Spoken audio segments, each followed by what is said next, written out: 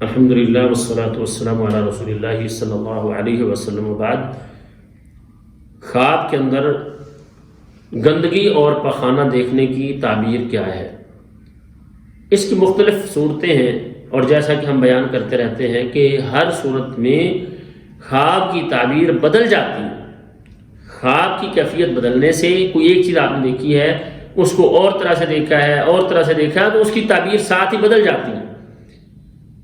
اسی طرح سے خواب کے اندر پخانہ دیکھنا یا خود کو یہ دیکھنا کہ پخانہ کر رہا ہے، گندگی دیکھنا، گندگی کو کھانا، تو یہ مختلف صورتیں ہوتی ہیں اور ان میں تعبیر بھی مختلف ہوتی ہے۔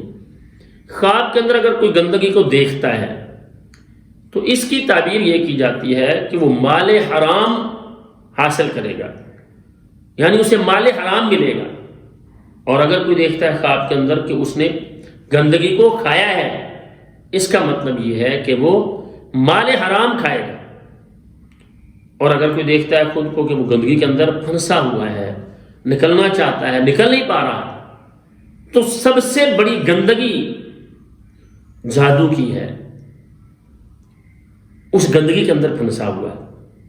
اگر کوئی اپنے آپ کو پھنسا ہوا دیکھتا ہے، گندگی کے اندر نکلنا چاہتا ہے لیکن نکل نہیں پاتا، اس کے پاؤں اس کے اندر پھنسے ہوئے ہیں، پریشانی کے ساتھ کھڑا ہوا ہے، نکلنا چاہ رہا ہے، اس کا مطلب ہے اس پر کوئی روحانی اثرات ہیں، جادو کے اثرات ہو سکتے ہیں۔ اسے معالج، کسی شرعی علاج کرنے والے کے ساتھ رابطہ کرنا چاہیے، اسے کسی شرعی معالج سے رابطہ کرنا چاہیے اور اپنا علاج کروانا چاہیے۔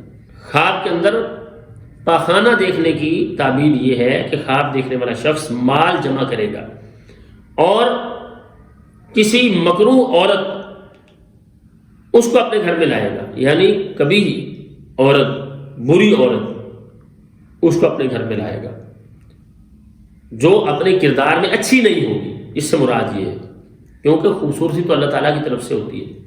اللہ تعالیٰ نے کسی کو بہت خوبصورت بنایا ہے، کسی کو کم خوبصورت بنایا ہے، تو بنانے والا تو اللہ تعالیٰ ہے، اللہ تعالیٰ کی ذات ہے۔ اصل بات کردار کی، کہ اگر کسی نے پخانہ دیکھا ہے تو اس کا مطلب یہ ہے کہ وہ بری عورت کو اپنے گھر میں لائے گا۔ اور اسی طرح سے اگر